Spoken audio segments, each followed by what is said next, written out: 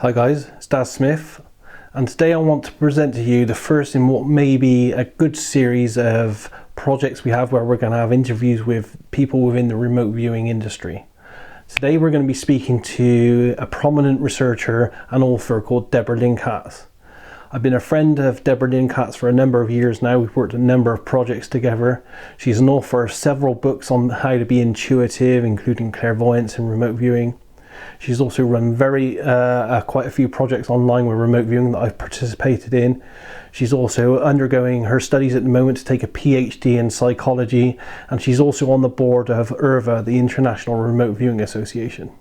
What we're going to do today is we're going to sit down, we're just going to shoot the breeze, have a general chat about remote viewing from myself and her. I hope you enjoy this interview. As I said, it's going to be the first of many. I'm going to be speaking to many more people along the way. So enjoy the interview. And here it runs.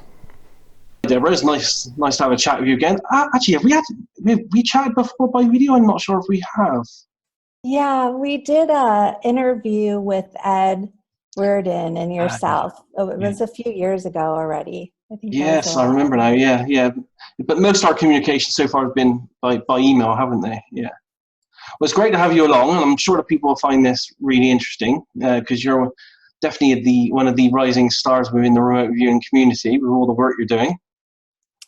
Well, yeah, I don't know about a rising star, but I do know about a lot of work. Yes, yeah, you've been busy, very busy with your PhD. How's that going? You getting through that now? Yes, I finished my classes and all of my exams, and now I am just writing my dissertation and looking very much forward to that being done so I could really get to the work and the writing that I'm most excited about. Yeah. It's a lot of work, isn't it, doing that? Yeah, a lot. It's been valuable, but it's also been challenging for sure. Yeah. Excellent. So, well, what we'll do is we'll start with some questions then. And the first question I have really is, because the people out there probably won't know you as well. How did you really first start getting into what I call the rabbit hole or the matrix of this intuition work and practices? Yeah, well, I have always had an interest in these topics and I attribute it to having an identical twin sister. So when we were just kids, we were constantly having experiences with each other where I could barely talk without her finishing my sentences or asking the questions I was about to ask. And when we were at a distance, I always seemed to know what was going on with her, vice versa. And then we would also have different experiences, like seeing what different apparitions and stuff. Like I would see something standing in my parents' bedroom door, and at first I didn't know it was a ghost. I was too young. I just thought it was just the man in the doorway. And then I started to talk to my sister and found out that she was seeing the very similar things at the same time. So I always had an interest in all of this, but I really never imagined that I would know how to control my abilities to be able to get information at will. That didn't come till later. Yeah. And myself, it's always been a family trait with me. I inherited my talents from my mother, and I think it went down the family line on the female side from my grandmother as well. Does your sister, have the same kind of talents? Do you see it coming from your parents or from grandparents down your family line? For me, I guess I never saw it as a talent. I see it more as practice and learning. Although some people say I'm being modest in saying that, because to me the talent is being disciplined, to practice and to focus oneself, and that's also how I see yourself. I mean, you've got an incredible reputation in the remote viewing community, and I'm always impressed that as busy as you are, I mean, you talk about me being busy, but you do so much with your websites and publications and organizations, and yet you're always willing to do a remote viewing session and give it a try. And then you can see in your work, you just put so much into it, and you don't just go with, okay, what's my first impressions? You keep going after more and more information. So that's part of a personality characteristic, rather than just saying, oh, this is too hard, you know, or I don't have time for this. So I would say that's, to me, that's almost more of a gift than anything else. Yeah, yeah. And remote viewing itself, because I know you've had like myself, you've had what I call a classical career in psychic work, you know, with clairvoyance and mediumship and that kind of work, channeling, that kind of stuff.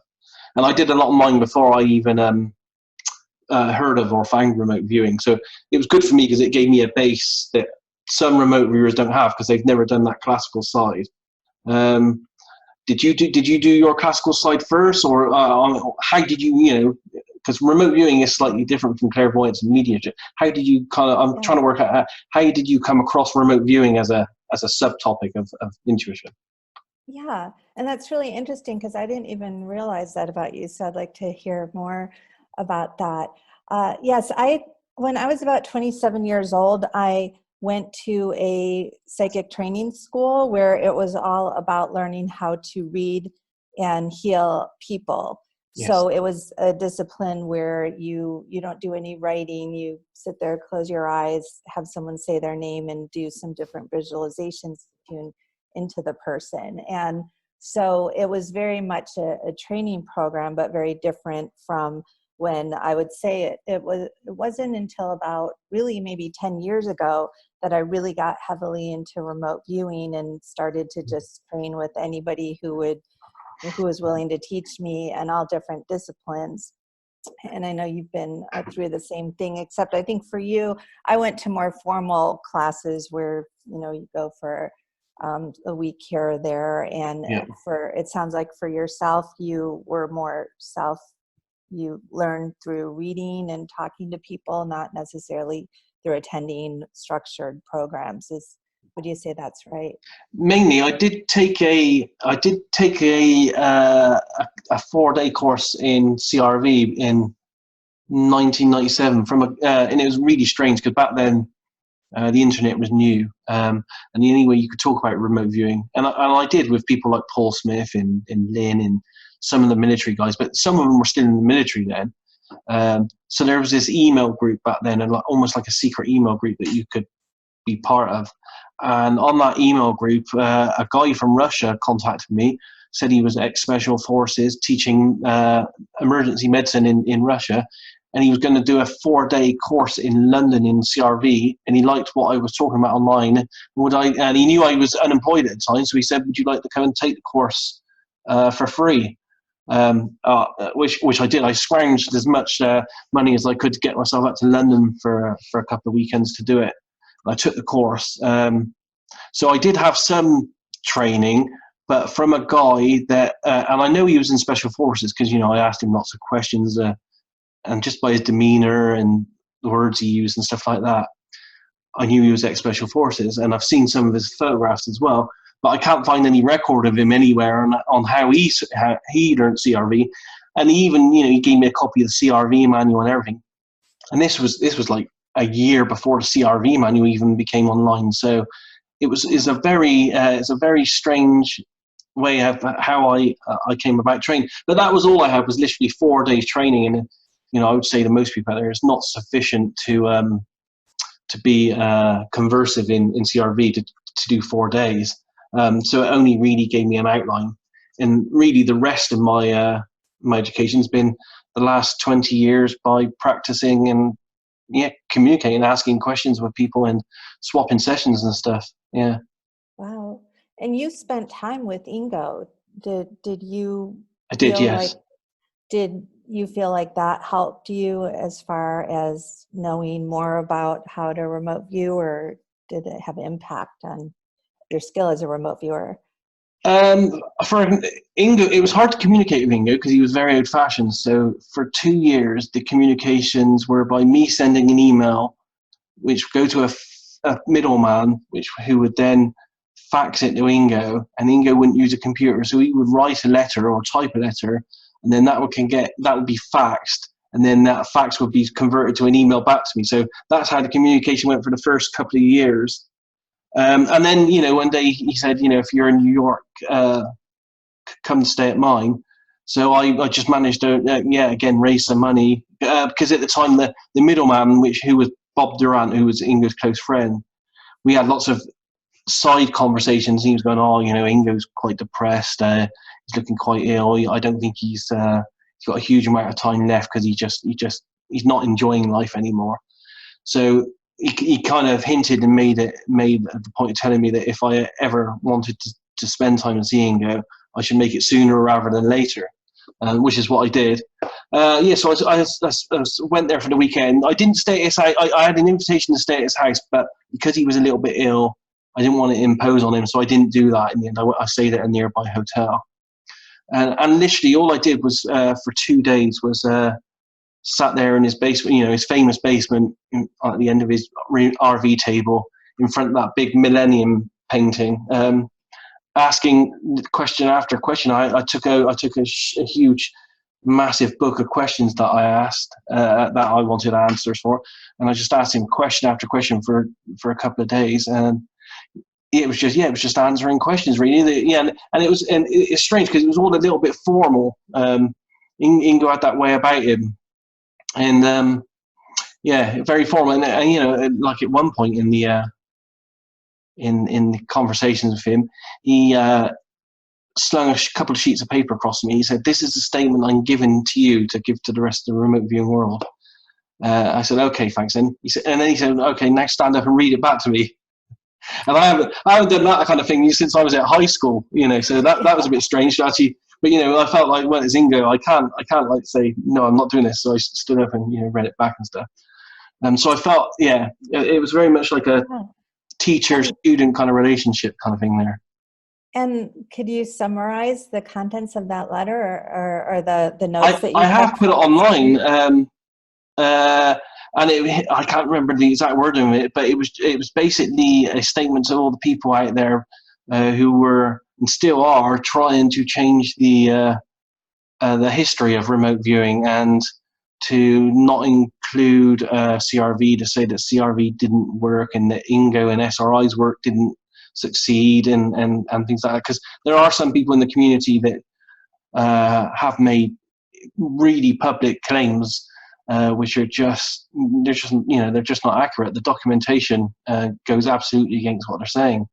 So it was just that, really, because some people out there still try to change the history of remote viewing, and I'm very up for not doing that and trying to get as much accuracy about the history out as possible. But it was an amazing chat with him. I was asking him all kinds of questions, like one of my best ones was I was asking questions about the book Penetration, the moon stuff.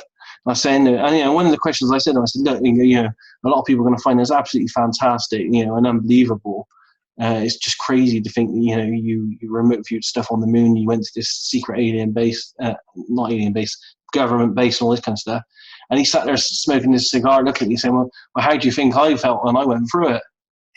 So all those people that think that, the book wasn't real, Ingo told me in that and other questions that, he didn't make those stories up. Those things actually happened to him in that book. Wow, that's just incredible that you got a chance to spend that time with him. Yeah, sure. And I'm also working with a family now. I just I helped on the cover of this new book for them. Oh, that's beautiful. And that's two of his manuscripts that they're just going to be publishing, and some other stuff. And in fact, the estate have I haven't got it here, for my help in helping them, they've just sent me an ornament, and it's like cow horns in an artistic way that Ingo used to have hanging on one of his bedroom walls, and one of his most favorite items. They've just sent me that from his house as a thank you. Oh, wow, how sweet of them. Yeah, that was very nice of them. So that's kind of nice. I got that next to a couple of I also got some signed pictures of Ingo from Robert, the photographer, who's also a great friend of Ingo's as well. Yeah, so I got some good stuff. Yeah, so I wasn't a real close friend of his, but he we got on well in the last couple of years of his life, and he reached out to me because there were lots of people on public forums belittling the SRI and CRV work, and I was always there defending it. And yeah, he respected that I was helping defend it when no one else was at the time. Yeah. You know, I've really, you know, been studying his archives for the last few years and just talking to so many people who have different perspectives about the whole subject. And I find that those that are most opposed to CRV and his work, I'm starting to understand where it stems from, but I'm also understanding that they don't really even know what CRV is all about. Like they don't really, they don't understand what the different steps are that's involved. They don't understand the aspects of it that are most useful or why they're useful. What they go back to 30 years ago with some statements that Ingo made, or, you know, if people were around at the time when he was first developing CRV, you know, they look at it like, oh, here was just some guy who he was just trying to get, you know, paid a contract as a trainer, and he didn't know what he was doing. He was just making this stuff up.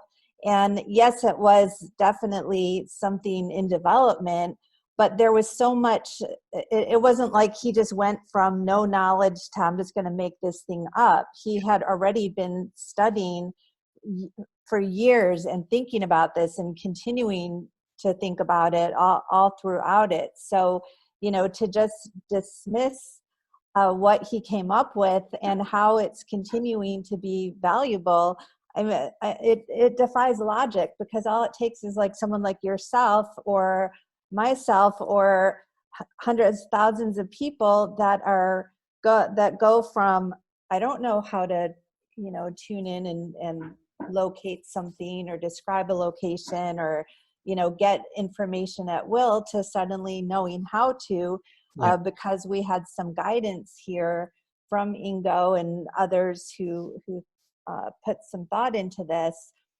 You know, it defies logic to say, well, there was nothing to this, if you've got thousands of people who are saying, yeah, you know, this is beneficial.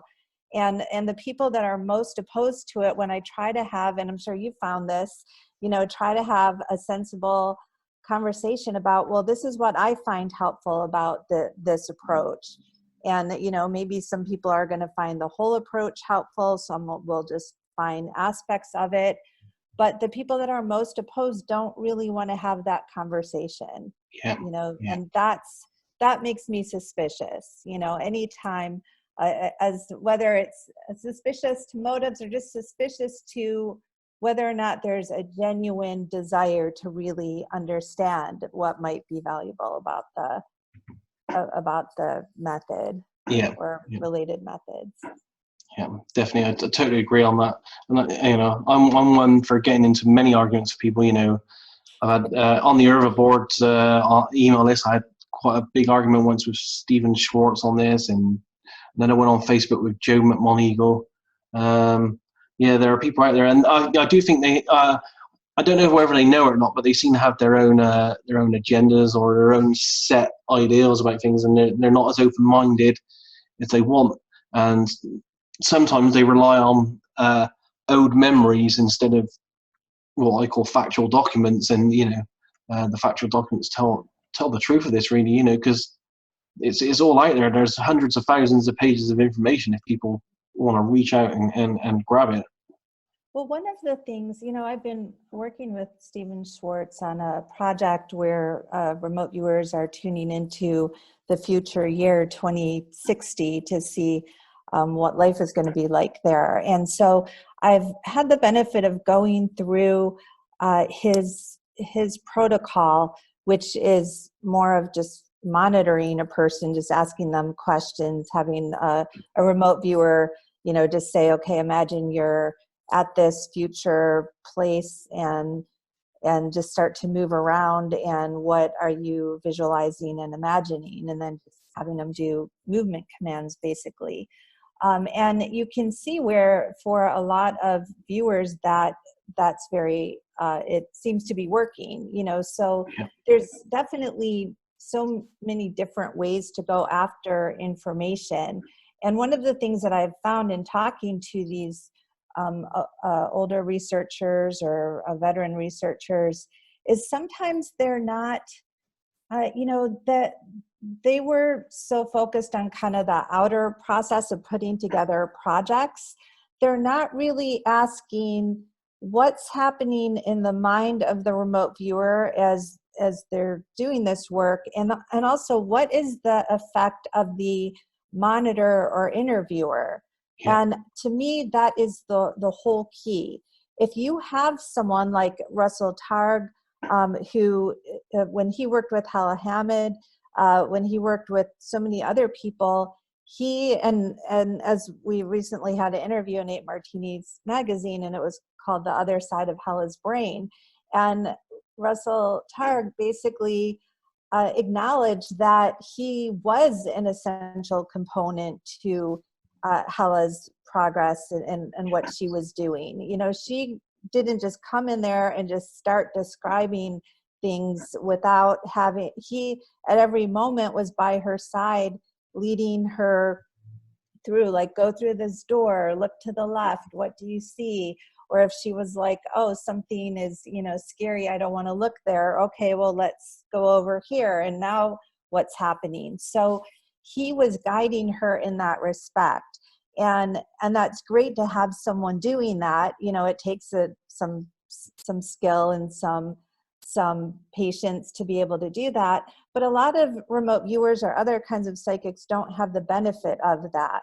Yeah. So what Ingo was doing was coming up with a way where remote viewers could work independently. Basically, they were incorporating those two parts of the brain into one approach so that you're not dependent on always having to have somebody else guide you. And this really has not been looked at or addressed. I mean, when I talked to Russell maybe about 6 months ago and started to really talk about this, I don't know that he had I had never read before where he acknowledged the importance of his own role. And I think that even, you know, in some of Stephen's work, he hasn't acknowledged how much he was able to get his viewers, such as, you know, he worked with Ingo, he worked with Hella, Judith Orloff, some other really well-known psychics, and you know, he was there helping to lead them through and their session work and get results too. And a lot of that just isn't, it's not that it's a big secret, it's just not acknowledged or emphasized. Yeah, definitely. And I think it's I think it could, as because we've had talks about this before, and I think you're helping me out on a long-term project that I did. You set a target for me, and I got some other targets, which is a 5-target project that I'm working on at the moment. I'm only halfway through looking at it at the moment because it's like 60, 70 remote viewing sessions over 5 targets. But what this is showing me, and I haven't got full results on it yet, but what is indicating, and this is on top of previous projects that I've looked at, is that the person tasking the project has a massive or a major influence on the quality and the type of remote viewing data that the remote viewer gives back.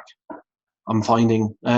So what I've done in the case of this project is I've had we got separate targets set up, whereas there are different taskers for a target, but the actual target is essentially the same, and it's given to remote viewers to see if one person tasker's viewpoint influences the data that comes back against the other tasker's viewpoint, opposing viewpoint on this. And at the moment, it does seem like there is an influence on the remote viewers, even though the remote viewers don't know what the target is, who's tasked it, or anything. So, yeah, you're right. The person, the people, I think, and I think there's probably at every level as well. The analyst, even the people remote viewing, not remote viewing, but reviewing the remote viewing session months down the line, I have a feeling that everyone's entangled in these remote viewing experiments, and in some way it all influences the data and the outcome of the data. Yeah. Yeah, it'll be great to see the results of your project when it's all done.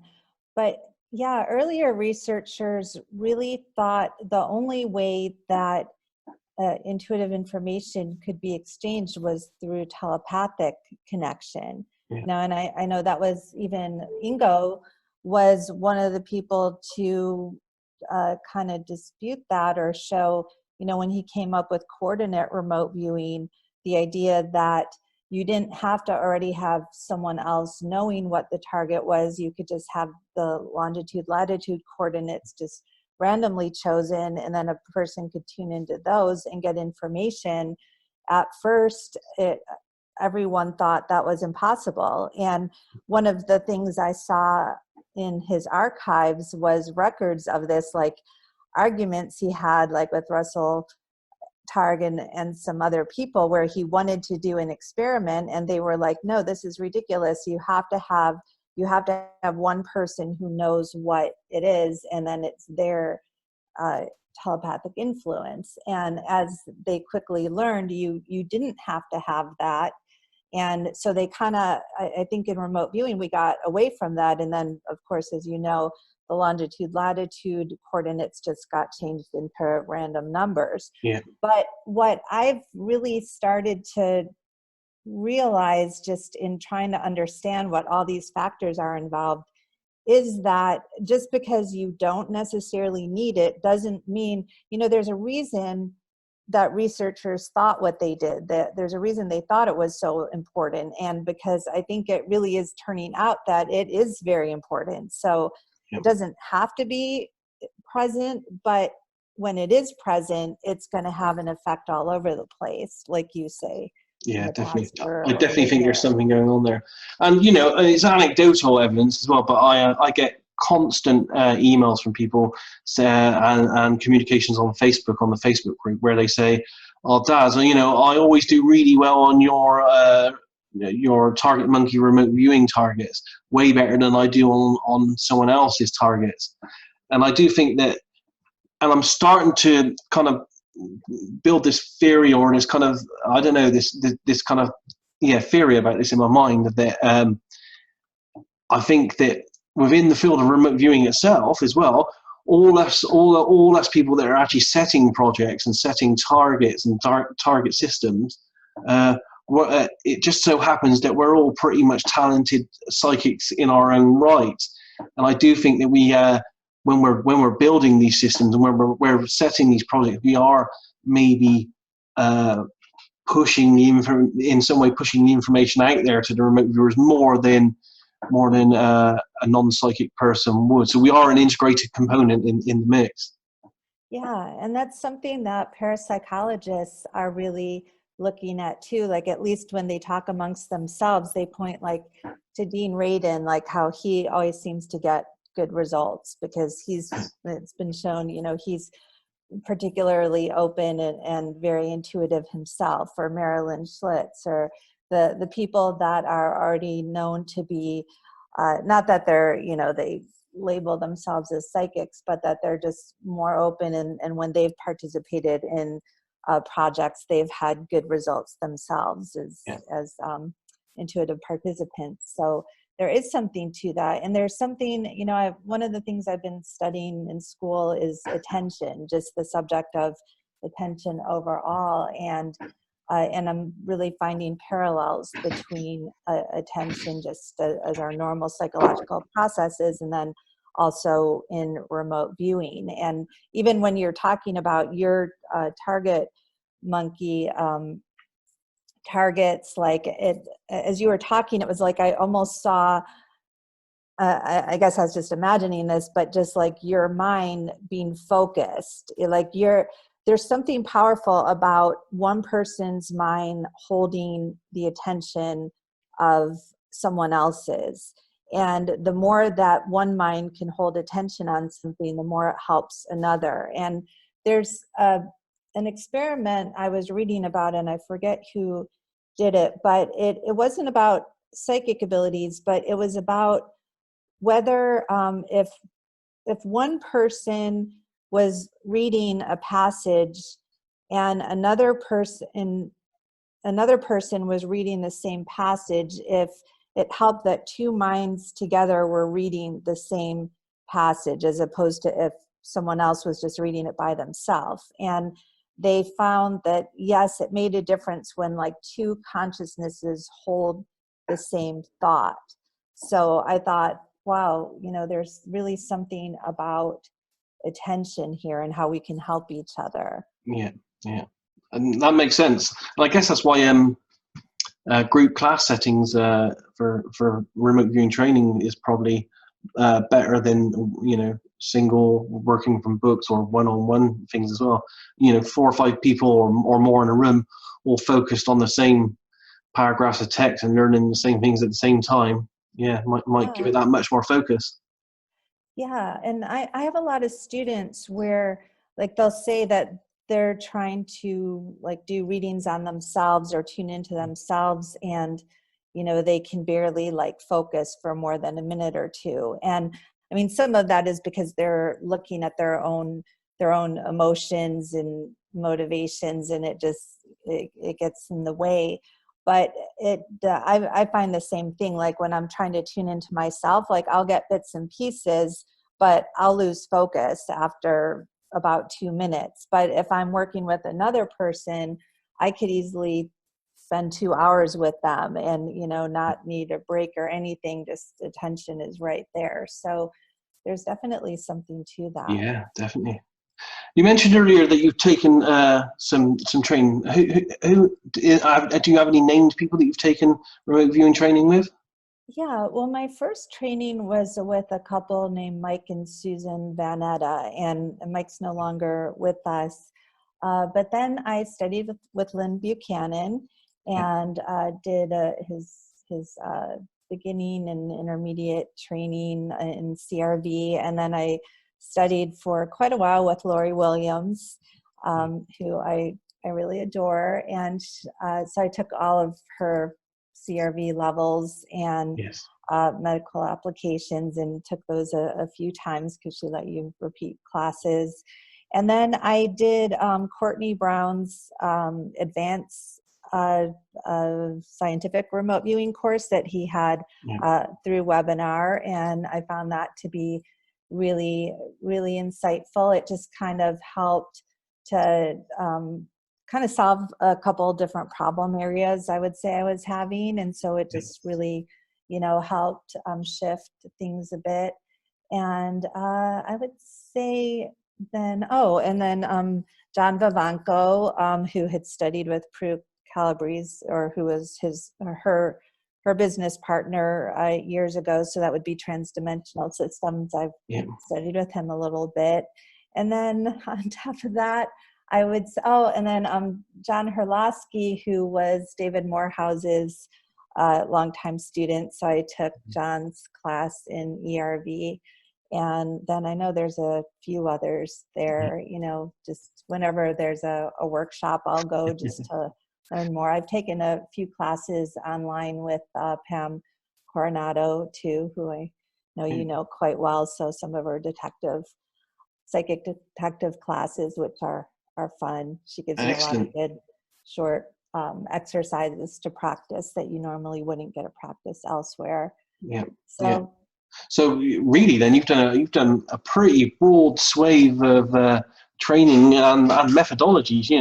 That's quite a lot of because there's Lynn's CRV and Laurie's one of his students in CRV, and then you got the Prudence Calabrese approach, which is completely kind of organic but nice on its own, and the ERV stuff from David Morris camp. So that's quite a broad swathe. And I should mention Colleen, and I know you know Colleen because I always mispronounce her last name, Marinek.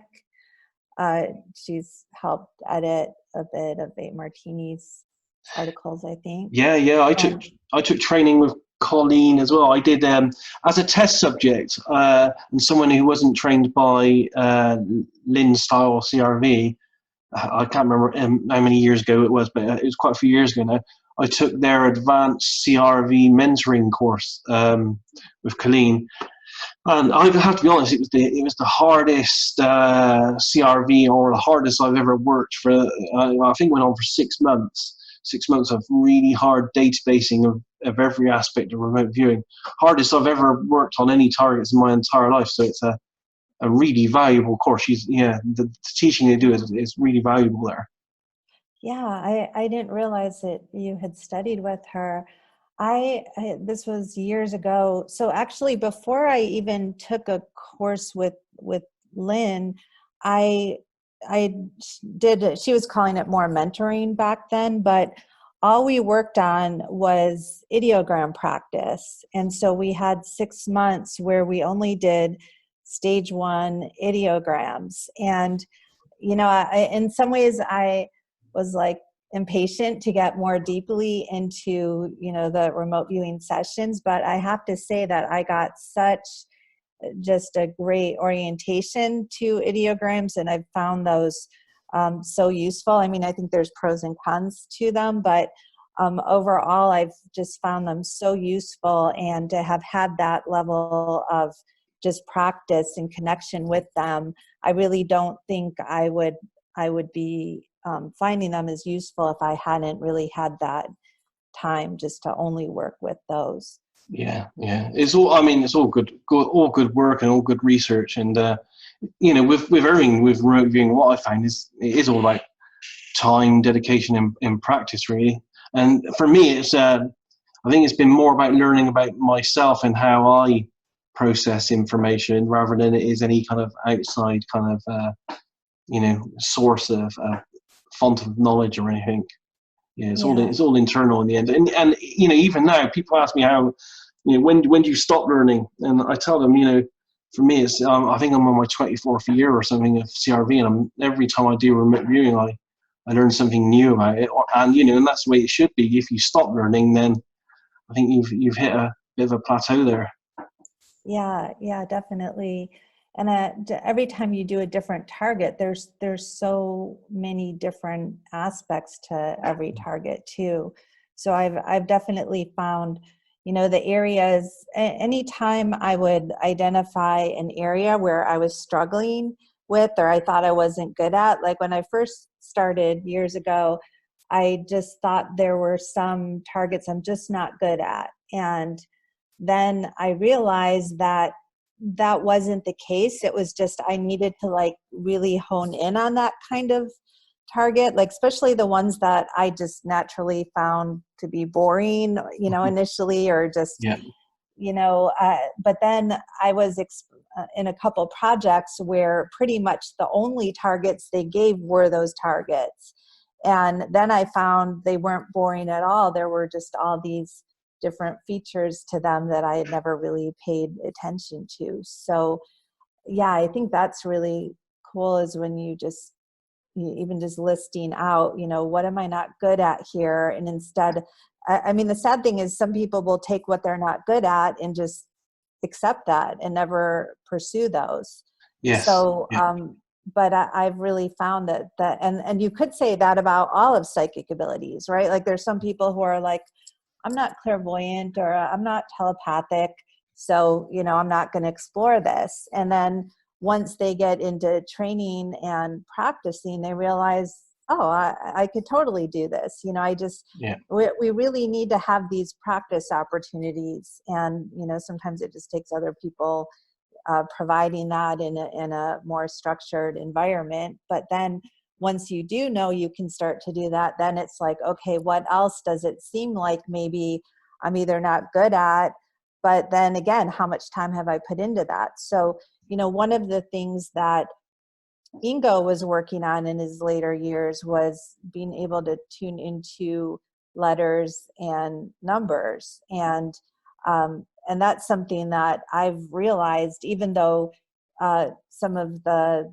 parapsychologists will say, well, psychics aren't just naturally good at these things. Again, how much time have any of us spent on just, going after basically psychic reading of letters and numbers and words. And if you talk to most people, they haven't put the time in.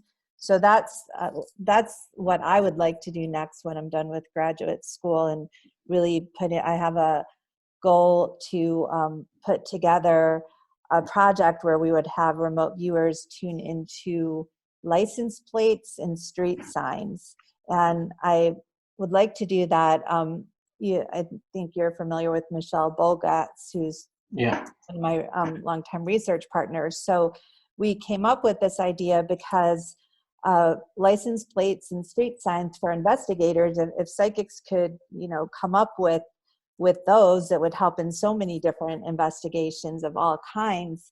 And then also that's going to be way more interesting than if you just, run people through trial after trial of, just letters or numbers by themselves. So I would like to just get people that are already doing really well in remote viewing, and maybe who have had, a little preliminary success and with this subject matter, and then, whether we call it a training program or, we practice a lot first and then see how well people can do, and then try to get the results. Yeah, that makes total sense. And I've seen some of the documents of Ingo practicing this, and some of his other work as well. When he would go on a way of trying to work out how something was working, he would like literally spend months in thousands and thousands of trials and attempts to try to break down what was happening and try to work it out. Whereas most of us, and I've seen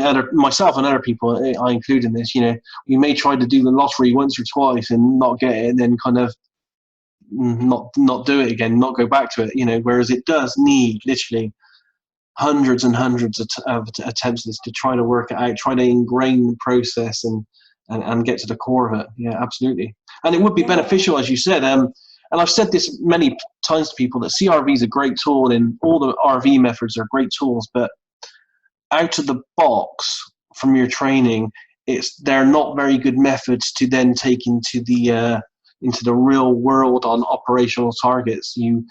I tend to find what I've had to do with CRV is I've had to completely change how it works for each application in the real world. So, for example, for missing people targets, I've had to create and use all kinds of tools, whereas it tries to lead me more to a location of the missing person, and that's tools that I've had to develop that are independent of CRV. So, as you're saying, it's just one of those things. You have to find the application and then practice it into death until you find that it's working for you.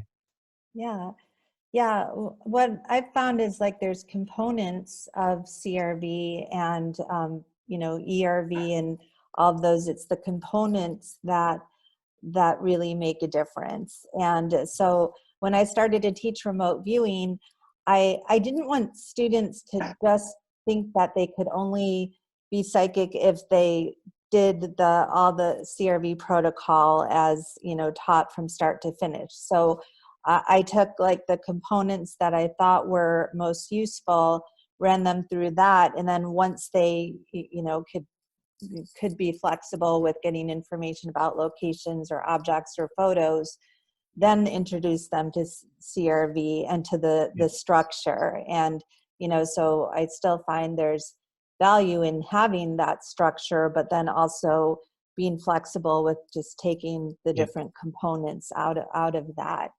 And it does seem that the thing is, if you're working as part of a team where everyone knows CRV, and you've got the project manager that knows CRV, and then they're taking your session work and interpreting it for the client, that's one thing. But someone that has only been trained in CRV, they can't just take their session and just hand it to a client or a researcher who doesn't know about CRV, because they're going to confuse even the terminology for the data, and they're not going to really understand what's going on unless they've learned how to summarize. So, I know that one of the reasons why people appreciate your remote viewing work is because in addition to your, raw data, and you've got beautiful sketches because you're an artist, but you also have detailed summaries, and your presentation is is really good. And that's something that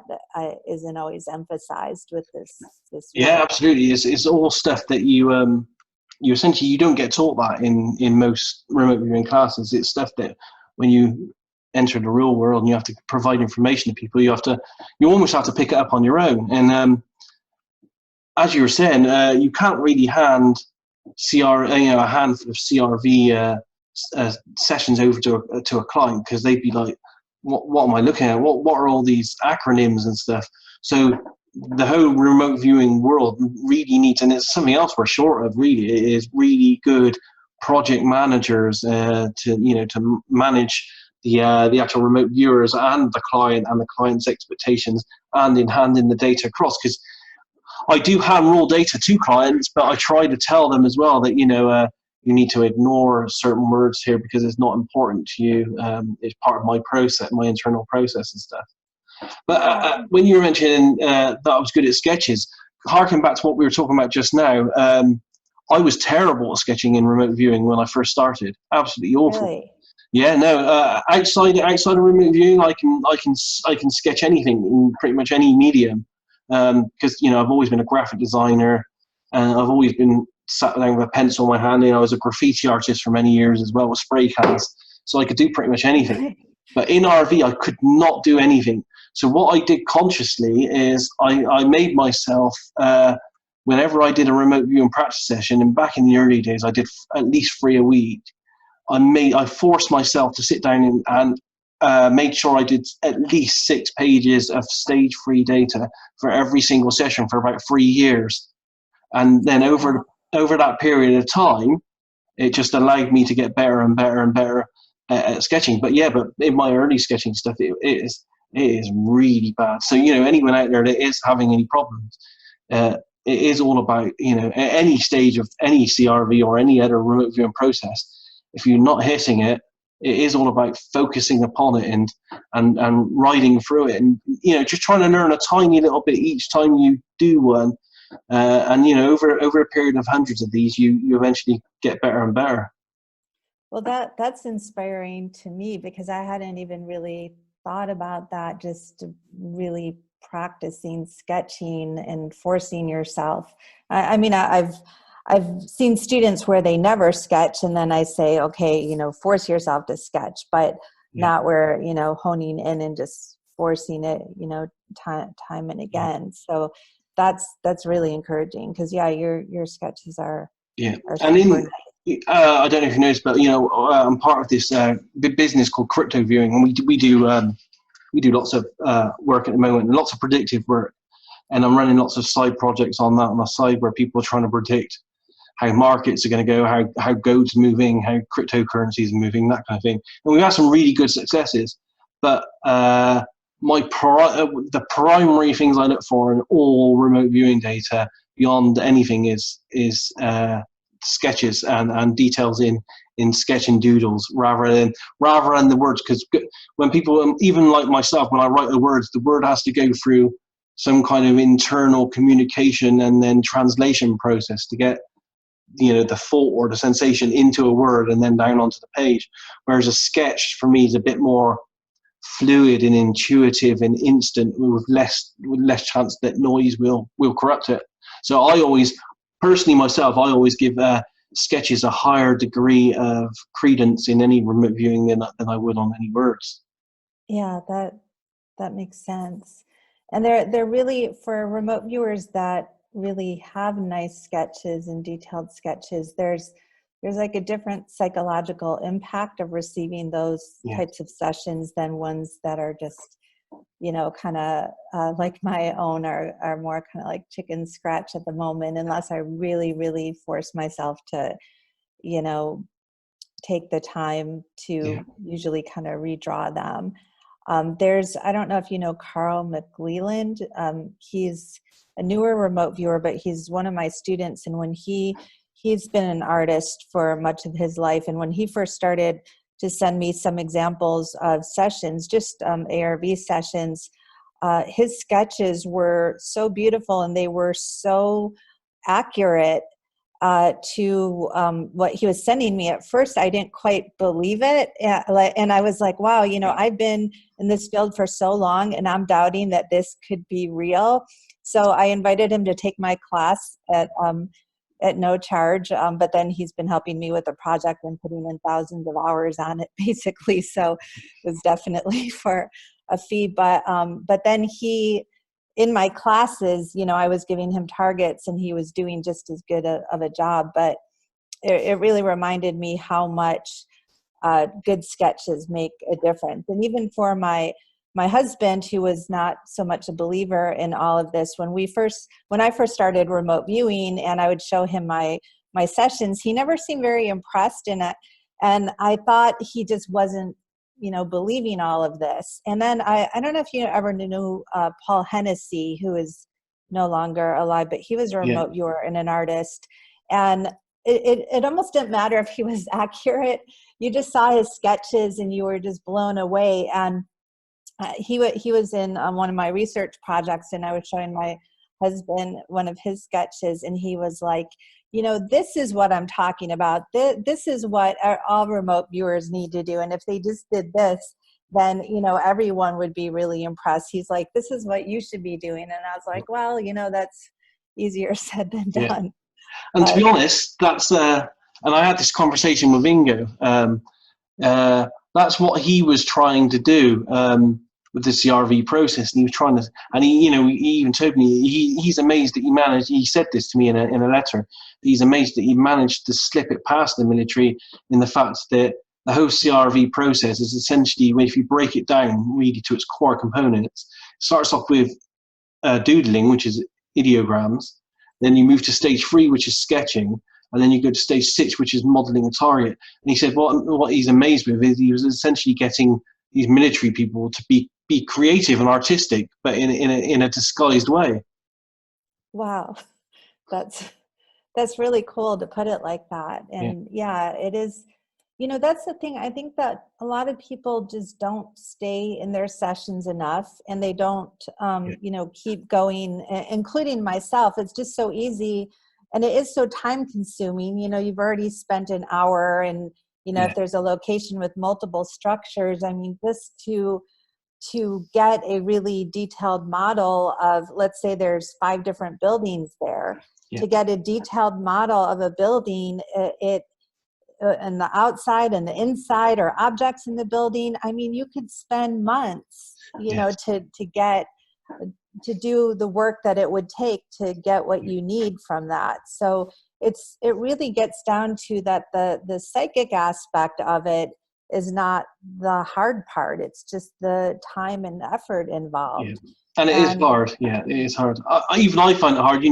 Sometimes I'm on my 3rd remote viewing session of the week or so, and you're 12 pages in, you're thinking, I think I'll, and you could do more work, but you kind of think to yourself, maybe this is enough. Maybe this is giving them all I need to know. It's 2 hours now. I want to go get a coffee and do something else. I guess we are inherently lazy as people. We don't work on things as much. And I find this because I set a lot of targets for the community as well, and for work as well. And I find that I'll set a target, I'll give it a deadline, I'll say, okay, get it to me in a week, but it'd be nice if I had it in 2 days, because then I could maybe retask you and stuff. But every single project of every kind, either paid for or community-based, all the remote viewing sessions come in on the last day. Everyone always waits to the last day to do their remote viewing. Yeah, and some of that is, just procrastination, and some of it's people are so busy. And, this is the challenge when a lot of times we're trying to do remote viewing blind. And I know you and I have had some conversations about that. And this is a big deal, because if you don't really know what you're, like, say as a remote viewer, you don't know what the project entails. You're trusting the manager if they say, well, this is really important. And maybe it is, and, or maybe they're saying, I have this set up really well. And then it turns out, well, maybe it's not set up so well. And, I'm even talking about myself as a project manager. Like I've put out some things and I was like, we've got this really tight, it's tasked really well. This is going to be really important. But because I was trying to remain blind to the exact details, or, we're trying to put this blindness in there, in the end, it turns out, well, maybe the tasking wasn't so focused, or, maybe the client, they assured me of this, but now it turns out that the client isn't even paying attention to it anymore. Yeah. So, we're asking people, or we as viewers are being asked to put so much work into projects, and some of them turn out to be more important or valuable or go somewhere than others. And meanwhile, all of this is just taking up so much time, and most of them are not paying. So that's something I'm really looking at, because I've been, I do psychic work with individual clients where I do readings for them on their lives and, their issues and their relationships. And I don't have a problem charging for that. And I've got, a really structured process where they just go book themselves on my calendar, pay a set fee. I meet with them for an hour, maybe sometimes between an hour or two. But, at the end of those 2 hours, I disconnect and I'm not thinking about them anymore. And it's all easy. But with remote viewing, if it could take, you don't know what you're going to encounter, but it could take 10 hours, 20 hours of intuitive work. And that doesn't even include putting together a report. Yeah. And meanwhile, you've got people where they've got lost pets, they've got lost loved ones. On the one hand, I don't want to charge anything for, something of a life and death matter. That's different than, well, what's happening with my boyfriend, or what's happening with, am I going to graduate from school? That's different than if you've lost a loved one and they need to be found. But then how do you, handle it with, I could spend all my time on this and meanwhile, have no income at all. So I could see where it's really, necessary to structure this work in a way where it just can't be all volunteer. But then how do you even put a price on this work so that it's affordable to people? It's a hard one. Yeah. I mean, with the business I'm involved with Dick Algire and Edward Riordan, we work on a different model now. And I think it's a revolutionary, brilliant model. And it really follows the people that are big on YouTube and that kind of thing, in the way that what we do now is we don't really have a remote viewer to client relationship with anyone.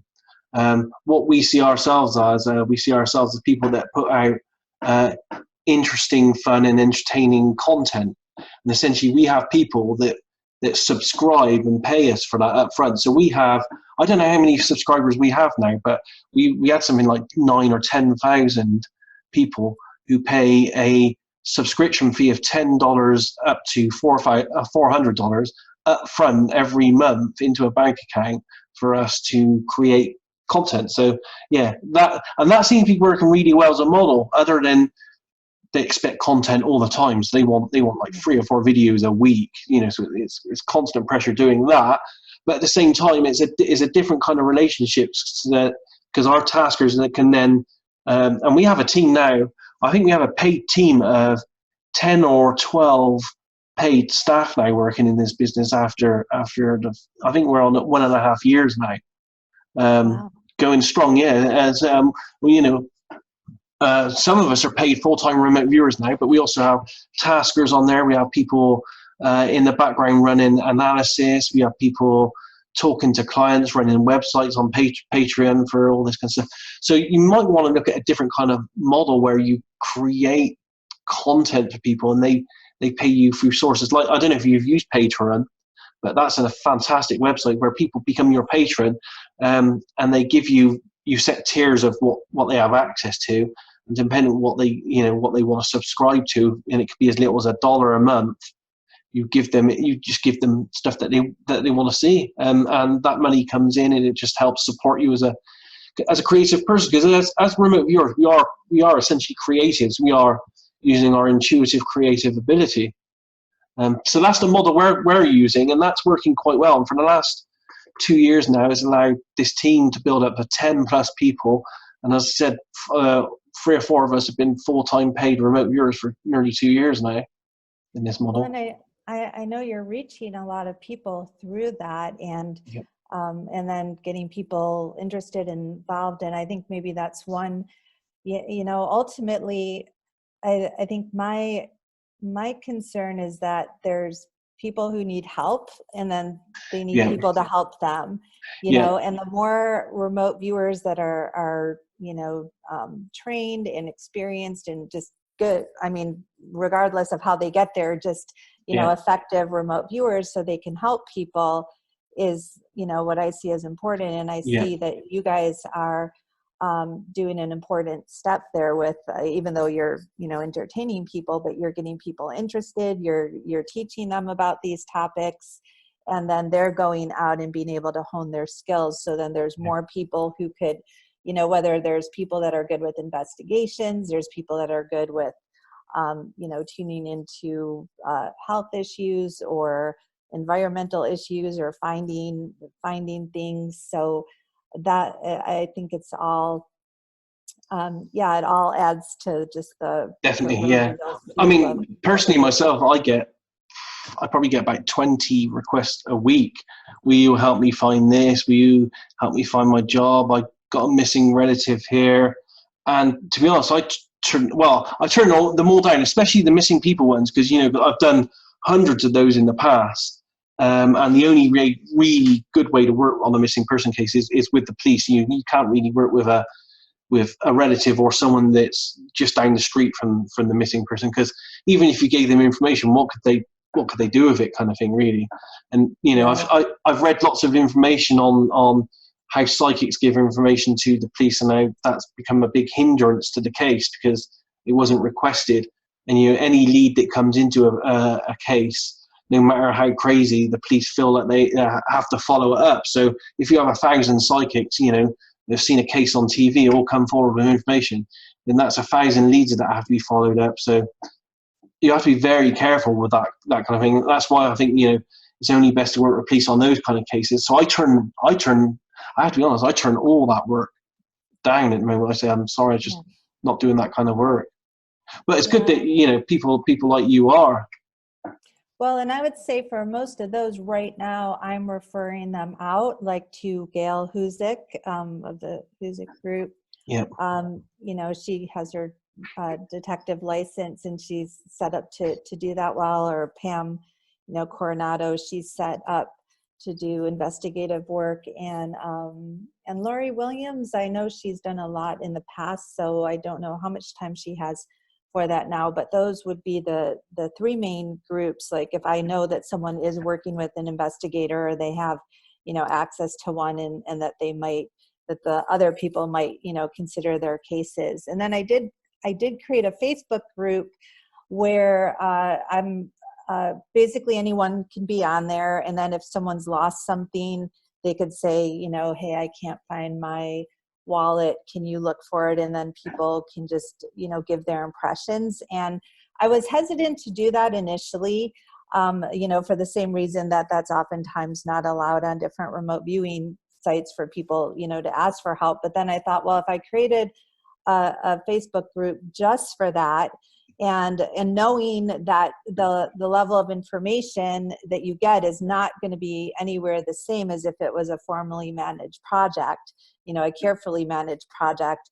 But at least, sometimes people just having someone else who tunes in for a minute or two and says, hey, these are the impressions I'm getting. There are, if the item they've lost is at their house, or, somewhere they could easily retrieve it, I'm finding that some people are being helped on this group, even though, there's Excellent. some, And some of it's, not such great input. So some of it's, not very carefully, I say to people, and I'm not even monitoring it that closely, but just saying like, hey, you might want to tune in a little bit, because if you say, well, I'm seeing a green color, I'm seeing a green color and something square, okay, that's not really going to help the person find something. You might want to take a little more time to tune into that. But I think there's all levels of information, and all levels of different ways we could work, you know, and there's, Yeah. it's kind of like with research, right? Like you could do a research project that takes months or years and is done in a very controlled, diligent manner. And, you know, that may be an ideal way to work in a lot of ways, but then there's also going to be a lot of other, you know, really great projects that maybe aren't like held to that level of control, but still helpful information can come Yeah. out from them. And it's what level of resources do you have for any of these things? Absolutely. Yeah, I totally agree. I think there's room for everything within what we're doing. You know, small or big, really. Yeah, absolutely. So another question I want to ask you is, and this might put you on the spot a little bit. Off the top of your head, kind of what would be the most interesting remote viewing project you think you've been involved with? The most interesting. Yeah. Well, The one that kind of made you go, I don't know, wow, or blew your mind or something. yeah, well, you know, not too long ago, the project that you and I worked on with To the Stars Academy, and I still don't know if that's confidential or not, or if we could even. I've told a couple of people about it. I you know, I don't see why we can't talk about it a little bit. Yeah, we don't have to go into detail, but you know, you had asked me to help manage the project because you wanted to be a viewer on it and wanted to be blind to what the tasking was. And then I decided I wanted to be blind to what the tasking was too, but still I was managing it. And in retrospect, I think that did contribute to the tasking question not being so clear, because then I had to rely on the client. But anyway, just kind of my own experiences around that. And when I just got kind of curious one night about what the target was. So I tuned in myself as I was just laying there about to go to sleep. And I was like, oh, I wonder what this target is.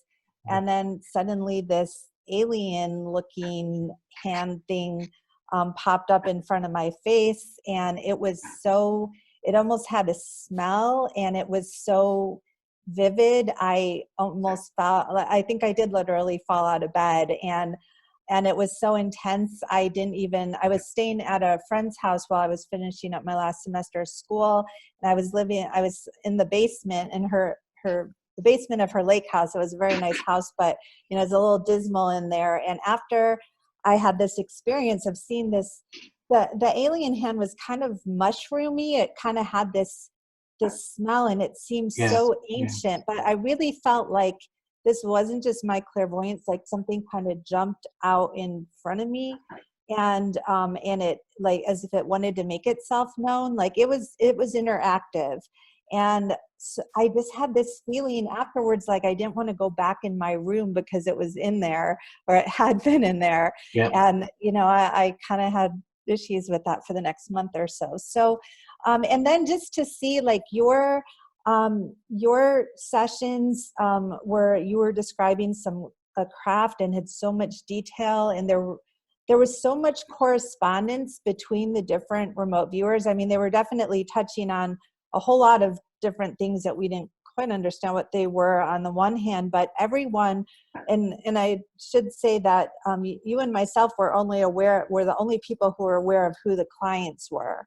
Yeah. So, and the viewers, I think some of them might have known that you were involved, but a lot of them didn't even know, the ones that I found didn't know that you were involved either. So there was really no reason for anyone to logically think that this had anything to do with like aliens or craft or anything like that. And yet that was an element in a lot of the remote viewers sessions. And there was just so much correspondence there. So I would say that was a pretty interesting project. And basically the overall question was, they wanted to know when, or one of the people involved in the organization wanted to know when they were going to have contact with UFOs or aliens. So that was basically the question. Yeah. It wasn't quite so focused, because it wasn't just about when will, like a person saying when will I have contact. They wanted to know when a group of people would have contact. And the problem with that is making an assumption that they'll all have it together, Yes. at the same place. So there were assumptions within the question. It's kind of like, when will we win $1 million? Okay, well, are we gonna, win $1 million at all? So yeah, there's a lot to the question. And then getting back to your project too. Now, on the one hand, your project with Tasker's intent, and even, someone might say, well, maybe it was like the remote viewers were just tuning into the question of, were they actually tuning into what's going to happen, or were they tuning into the question that had to do with UFOs or aliens? But because I had my own personal experience of something just popping up that I didn't expect, and it interacted, that made me think that there was some kind of consciousness, and that it wasn't like a typical gray alien. It was just so bizarre and so different than anything I'd ever thought of, that at least like gave me some confidence that, whatever is going on here, it's not just an idea, there's something interactive. And, I know what would you say about, because you did a lot of work on that. And also I know that you've, with your work with Courtney Brown, that there were different times where maybe people were wondering, are you actually connecting to a phenomenon, or are you connecting to the tasker's intent?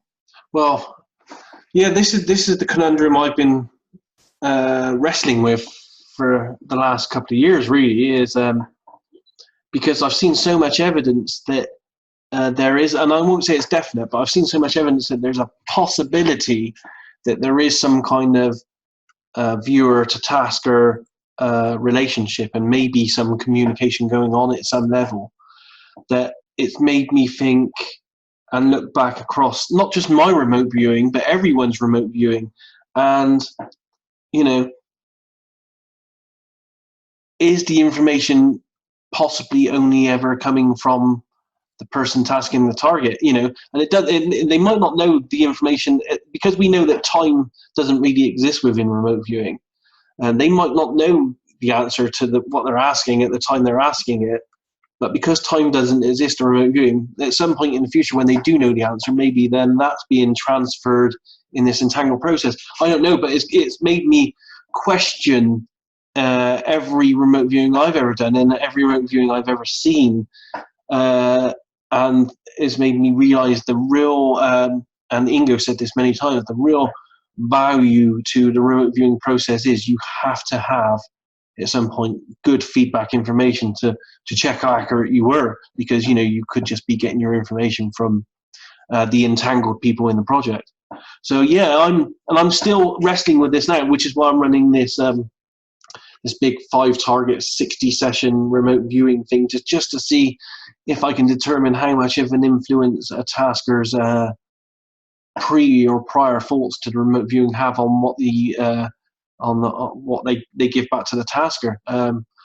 It really is a conundrum, and I don't think we'll ever get to the answer to it unless someone out there, some big entrepreneur, or someone like Elon Musk, or someone says, a bit like they did in the early days of Stargate, if they, it needs something like 20, 30 million and 5 years of a research project to try to determine what's going on, because at the moment there is none of this research anywhere, and it's just essentially I class myself as an amateur kind of scientist-y type person in a way, trying to work out what's going on, and I don't think we're getting to the core of it at the moment.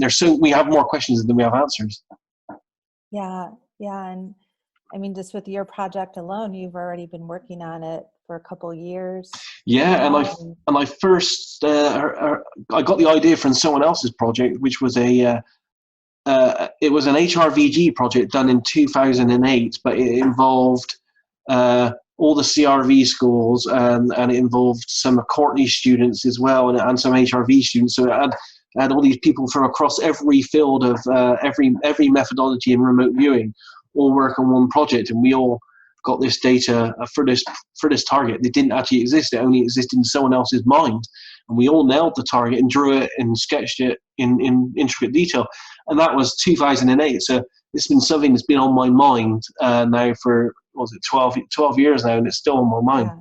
So, yeah, I'm very cautious nowadays, and I'm very cautious about all the projects I've done for Courtney with Phoenix Lights, the Roswell, the Area 51. And I kind of think to myself, was I just reporting what Courtney wanted me to report? Because that's what because this communication possibly happens, or did I really access the information? I look at the depth of the information that 3 or 4 viewers got on something like the Roswell, or no, say Area 51, and I think to myself, I don't think all that came from a one-to-one relationship non-verbally with the tasker, because the depth of the information is so complex there. Well, that's it. That's the feeling I got, that there might be some of that, but then, some of that information, like when you have an aesthetic impact experience, or, you're on a intensive, it's not just this mental idea level, right? It's like all this sensory data, and you're engaging with it, and you're having, emotional responses to it. So and things are coming up that not everything that every viewer is coming up with is what Courtney expected or thought, if it was exactly his picture. But I'm sure that there's, a lot of things where he's like, wow, I didn't think of it like this. Yeah, absolutely. Yeah. I know on the one hand level, though, like you could, I've had some students where I gave them, just location targets, and they ended up, they were clearly not on target. So say you give them like the Capitol building in Washington, D.C., and they end up at Niagara Falls. But then they start to have this like full-bodied experience of, they're by the water, and the water's splashing on their faces, and they're afraid of drowning, and they're getting so splashed all over. And then, of course, when they learn that they were, totally off, they're very disappointed, and they're like, how did I have all these experiences? And in that case, I feel like they got off target, but then they started to view what they thought the target was. So they were still perhaps like really engaging with, what was there, or the information. It was just they took a detour, went to the wrong place, but they're still remote viewing. So I think that can happen too. I don't know how that might relate to, like with whatever the Phoenix Lights were, but obviously something was happening with the Phoenix Lights. And you would think, even if Courtney, think it's UFOs and it's not, I would just think that the viewers, like, Phoenix Lights were something, right? So if we know some event happened, but what was it? So you would think if it didn't have to do with that the viewers would at least be tuning into more of what it did have to do with. Now, again, I didn't see all the data or anything to know, like, was it interpreted correctly, or was it interpreted through the filters of this was a UFO event? So there's that as well. Yeah, right? No, and on a case like the Phoenix, like the data was from, I think there were 2 or 3 viewers on that one, was clearly non-human in nature on that. Yeah, and as you said, you'd have thought if there was a human man-made secret craft type nature to that kind of target, we would have been able to have picked up that, because that's interesting in its own right. But there are on the in those type of sessions, and the same with like Roswell and Area 51, there isn't a subdivision where you do see some of this data which looks a bit noisy, and it could be something else, it could be man-made or something. It clearly is what we're describing on those targets is clearly in a certain direction, and some of it is non. I don't like to use the word extraterrestrial, because we just don't know. I like to use non-physical or non-human. Yeah, but on the same subject of this, have you ever yourself worked any? Because I'm doing my next 8 Martinis, if I can get it out with enough content. It's going to have a Moon and Mars remote viewing focus. Have you ever done any Mars or Moon remote viewing yourself? I'm trying to think. As a viewer myself, I don't think that I have, but I did just recently have some remote viewers tune in to Mars after talking to Tom McNear, who, as you know, was Ingo's longest time student. So I met Tom at a applied precognition conference not too long ago, and he was saying, he was talking about his experience viewing Mars when he worked with Ingo. And he had recently created like a email address where people could send him that he wanted to hear what other people would get about it. So I did task some of my students, and they got some they definitely got human life. And again, this was, my students didn't even know that this was Mars or anything. I just gave them a random target number. And so, and they had some really great descriptions. So I would be more than happy, and I'm sure my students would be happy to know their sessions were being made use of to send you what I sent him. That sounds fantastic. That sounds like it'd be a good addition to the magazine. And I do know that because I think I've talked to Tom myself in the past. He has a bit of a not a sub project, but he has a bit of an interest in Mars remote viewing sessions. It's a long-term interest in his. Yeah, and I, from what I recall that he expressed to me, he had a really strong emotional experience with something that he found there, in a consciousness there, and felt really intensive emotion. And I think that might have been one of the first times where he did a session where, it was, he felt the emotion of another being, whether it was human or not, one could argue, but I think he felt that it was, I don't want to, I don't remember if he felt that it was human or non-human, but just the experience he had with the emotion and a sense that somebody had been left behind. And I know that was a sense that at least one of my students, when they tuned into it on a more strenuous blind level, they felt the same thing.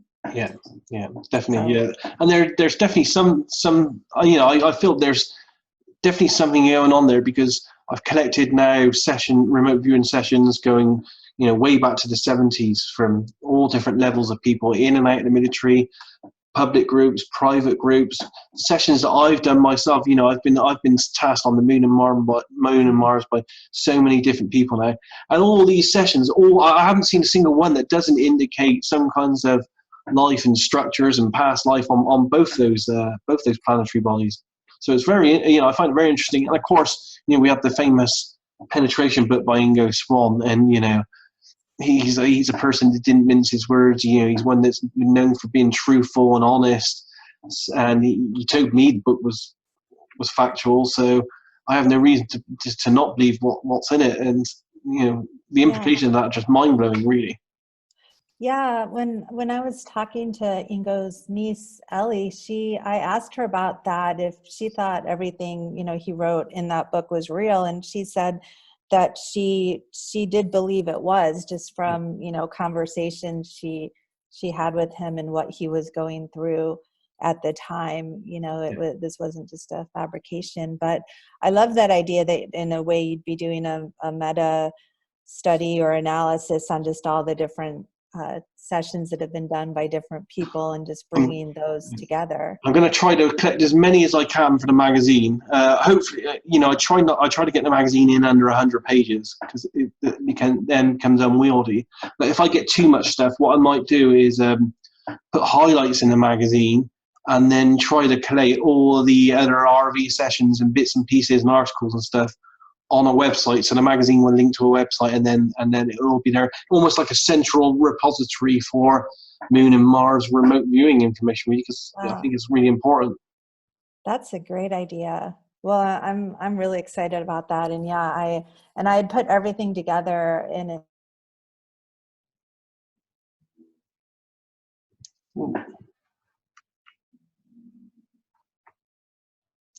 Seemed to have dropped there for a second. Let's see if she comes back in. Okay. Excellent.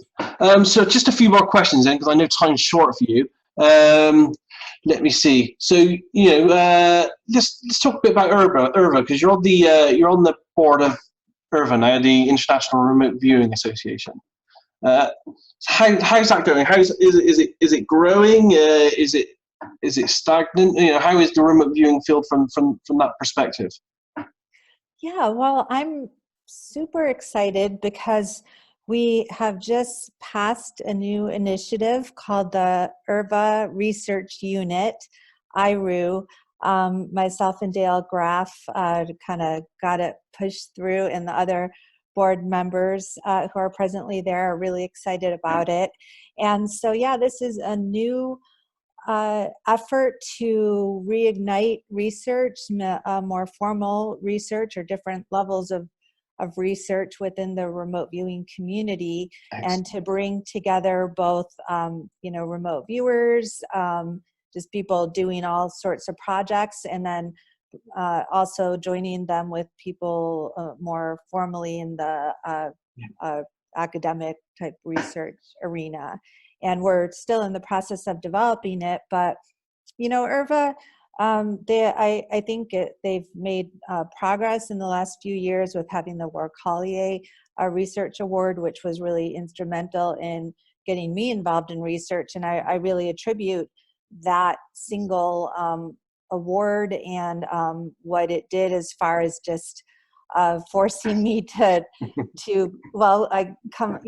up with project ideas, and then the forcing part was making me feel like I needed to follow through and get them done as hard as they were and as long as they took, because someone had given me a monetary award and there were expectations to report on them and write about them. And, from that's really what prompted me to apply for a PhD program and go back to school to learn how to be a better researcher. So I attribute that to the Warcallier Award, and I'm seeing, there were some German team of researchers that just published another version in English of their associative remote viewing project, and some very interesting things. I don't know if you've seen the Mueller's project, but so they were looking at, one of the things they were looking at was, does feedback matter in associative remote viewing projects? And also with the German stock market, does the way that the event is going, like if it's really set in if there's a big, how would you put it? You might be able to articulate this better. Like if the stocks are fluctuating a lot, then there's going to be less success than if there's like a really definitive result of an event. Yeah, because I've run lots of ARV experiments on the gold market in the moment, and it seems I don't have massive amounts of data, but it seems to indicate that the more noisy the market is, the more noisy the RV data is. Yeah, I had been noticing that for a while. I wasn't sure about that, but I was starting to suspect it. And I think that's why in doing associative remote viewing, I feel like I've had more success when I did sporting events, and groups I've worked with, we just had more success with that. And I was thinking it could be because, most of the time it's pretty definitive who's won. And the times where it wasn't, like where it was close to a tie or it was off by 1 point, it seemed like we didn't do as well as when there was a wider margin. But, this is, I know remote viewers are oftentimes debating whether or not research is valuable, or, why do you need formal research? Because in a way, every time we do a remote viewing session, it's like research. But what I've started to see through my own formal research or that of others is that it takes like some of the things that we're noticing, the trends that we're noticing, and then it just really puts it together and studies it in a more formal way. So not that their study is definitive, but they seem to be lending more credence to that. And Yeah. so, so back to IRVA, I feel like the, award is there's another researcher, Jennifer Like, who's putting together an interesting project about remote viewers. Can they successfully locate objects? And, one of the things that we're finding is this is definitely an education process doing research in remote viewing. So you could take some very experienced academic researchers, but if they're brand new to remote viewing, it's not like anything else they've ever studied. Even though, to be fair to whatever else is being studied, every time you're new to studying a subject, there's going to be things that come up that don't translate to other studies. So this is something that Dale Graff talks a lot about, that until you research any subject, there's a learning curve, and you're gonna make some your later experiments, you're gonna make different choices. And so we're finding that it would really be helpful to have resources to more formal researchers to get them up to speed about remote viewing. And meanwhile, for remote viewers and people that are doing projects, a lot of times, as you know yourself, remote viewers are already working within a scientific protocol, because that's what sets remote viewing apart from other psychic work. So we're working under blind conditions, under randomized conditions, separation of roles, accurate reporting. And so you've already got a lot of the components that you would in a formal research project, but there's just some adjustments that could be made, setting forth your plan up front, knowing how you're going to analyze your sessions, entering in some more formal statistics, or recruiting a statistician if it's, you're doing repetitive work. So there's just some things that you could just tweak what remote viewers are already doing, and then bring it up to the level where then their projects could be reported in more scientific venues. And so this is all something that I think will become part of further discussions with the IRVA Research Unit. And so we're going to be introducing this at the conference, which is going to be taking place March 20th of this year. And then I think in about a year or year and a half or so, we're going to be doing our conference at the Omega Institute on the East Coast. But we're going to be talking about IRU. And then the thing that I'm excited about too is we're going to have monthly research meetings so if anyone listening to this interview is interested, if they join IRVA, then they can join in on the monthly research meetings. And it's going to be through webinar, probably through Zoom, just like we're talking here, where we can all see each other, and people will be able to just share their projects and get input. And IRVA themselves, or IRVA as an organization, isn't going to, at least at this stage, sponsor projects, but instead we're going to support other projects and try to help as many people get them as going. And then in our monthly meetings, we could, see if someone needs viewers, if they need a statistician, we can hook people up together. So that sounds great. I mean, and I've been a member of IRVA on and off for years, more off than on, and I have been a bit of a critic of IRVA, because I always wanted them to do more research. I always said, if you spent the amount of time you did doing on more research than as you do on organising conferences, I'd be extremely happy. So I'm extremely happy you're going down this route, and I am now a new member of IRVA again, gone back a few months now. So I'd be more than happy to be involved in some of those monthly meetings on research projects, because it's the only way we're going to get to some of these answers we just don't know is by doing research projects.